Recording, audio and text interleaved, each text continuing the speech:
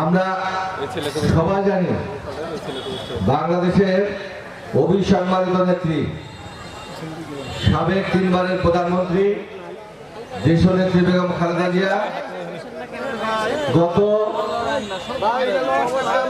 November মাসে 23 তারিখ সর্বশেষ এবার কেয়ার হাসপাতালে চিকিৎসা নিতে গেছেন এবং এখনো চিকিৎসারত আছেন।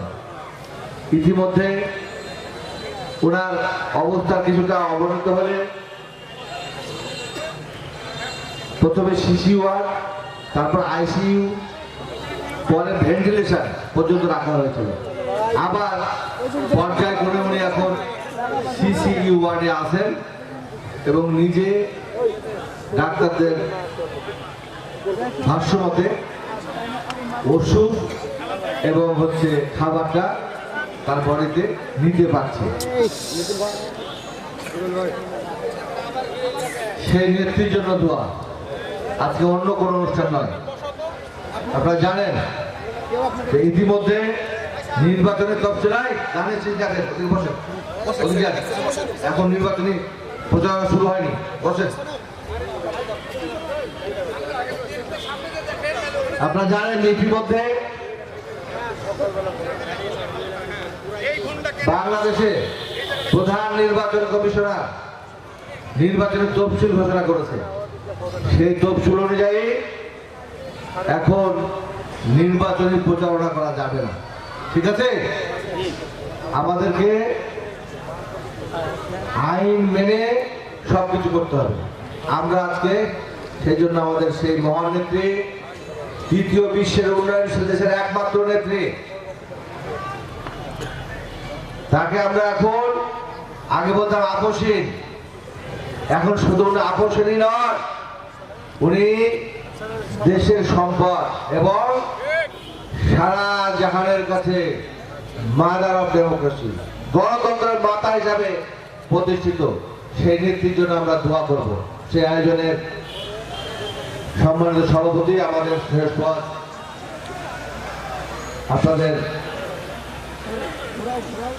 দাওয়া ভোটের সাবেক চেয়ারম্যান এবং আমাদের ইউনিয়নের আহ্বায়ক পবা উপজেলা বিএনপি যুগ্ম আহ্বায়ক, এখানে উপস্থিত আমাদের সর্বজন শ্রদ্ধেয় মকবুল ভাই, আমাদের জেকে মেম্বার সাহেব, আমাদের রাজ্জাক, আমাদের রফিকুল ইসলাম রফি এবং আপনাদের সবার প্রিয় আমাদের সুলতান, আমাদের সাধারণ সম্পাদক নহাটার আমাদের হাস্তা পিটার সহ আমাদের সুফিয়ান আছে এবং বরগাছি ইউনিয়নের জীবন মৃত্যুর সান্নিধ্যে এবার কেয়ার হাসপাতালে চিকিৎসা নিতে হচ্ছে। এই অবস্থার জন্য যারা দায়ী, যারা তাকে ধীরে ধীরে নিঃশেষ করতে চেয়েছিল, তাদের প্রথম কাজ ছিল রাজনীতিকে বিরাজনীতি করার অন্যতম বিরাজনীতি করার অন্যতম কারণ, এবং সেইটা এখনো চলমান আছে। সবাই বলে -2, ঠিক না, -1 সেটা হচ্ছে জিয়াউর রহমান এবং জিয়া পরিবার। তাদেরকে রাজনীতি দূরে রাখার জন্য বারংবার চেষ্টা করা হয়েছে। আজকেও বাংলাদেশে দীর্ঘ 17 বছর পরে কমলবতী ছাত্র, শিক্ষক, আবার বৃদ্ধ বনিতা জীবন দিয়ে 5ই আগস্ট তৈরি করেছিল, সেই অবস্থার পরিবর্তন আনার জন্য আগামী দিনে 2026 সালে 12 তারিখে যে নির্বাচন, সেই নির্বাচনে আমরা সবাই ঐক্যবদ্ধ থাকবো। ঐক্যবদ্ধ থাকবো তো? আমরা ঐক্যবদ্ধ থাকবো, হাত ধরো সবাই, হাত ধরো, সুন্দর হাত ধরো,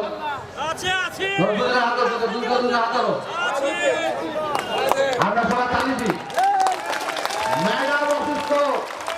আমরা আগামী দিনে আল্লাহ আসরের পূর্ব মুহূর্ত থেকে নিয়ে বললা এ পর্যন্ত আল্লাহ দেশের আল্লাহ বিভিন্ন উন্নয়ন প্রকল্পে আল্লাহ আলোচনা করা হইল। মহলা আল্লাহ দেশ নেত্রী বেগম খালেদা জিয়া অতি অসুস্থ, মহলা খুব অসুস্থ, তাকে নিয়েও কিছু আলোচনা করা হয়। করে মওলা আমরা যারা হাত তুলে আমিন আমিন বলতেছি, আমাদের আপনজন আত্মীয়স্বজন পাড়া প্রতিবেশী আল্লাহ অন্ধকার কবরে চলে গেছে সকলের আরো আত্মটুকু পৌঁছে দেন।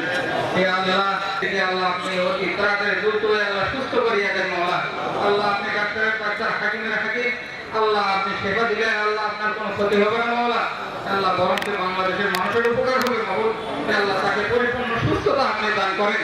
আল্লাহ বিশেষ করে মওলা আগামী নির্বাচনে আল্লাহ বেগম খালেদা জিয়া সহ আল্লাহ তারেকুর রহমান সহ আল্লাহ সকল বাংলাদেশের জনগণকে নিয়ে মওলা আল্লাহ রাষ্ট্র পরিচালনার জন্য রাষ্ট্র প্রধান হিসাবে সরকার গঠন করে আল্লাহ এই দেশের আল্লাহ মানুষের খেদমত করার তৌফিক দান করেন। আল্লাহ বিশেষ করে মওলা এই মহানপুরে আল্লাহ জননেতা আল্লাহ মিলন হোসেনকে আল্লাহ এই পূর্ব মোহনপুরে আল্লাহ এমপি গঠন করে আল্লাহ পূর্ব মোহনপুরকে আল্লাহ খেদমত করার, জনগণের খেদমত করার তৌফিক দান করেন। আল্লাহ ইসলাম এবং মুসলমানের খেদমত করার তৌফিক দান করেন। আল্লাহ তেনারে আল্লাহ জয়যুক্ত করিয়া দিন। আল্লাহ তেনাকে আল্লাহ নিয়ে খায়াতে তয়বা দারাজ করিয়া দেন। আল্লাহ এই দুই থানার যত আল্লাহ নেতৃবৃন্দ আছে সকলকে নিয়ে খায়াতে তয়বা দারাজ করিয়া দেন। আল্লাহ মুসলমানদেরকে আল্লাহ সকল মুসলমানদেরকে নিয়ে খায়াতে তয়বা দারাজ করিয়া দেন। আল্লাহ সকলকে সুস্থ রাখেন মওলা। আল্লাহ এই বাংলাদেশের মুসলমানদেরকে হেফাজত করেন। আল্লাহ বাংলাদেশের মুসলমানদেরকে সর্বপ্রকার বিপদ আপদ বালা মুসিবত থেকে আপনি হেফাজত করেন। আল্লাহ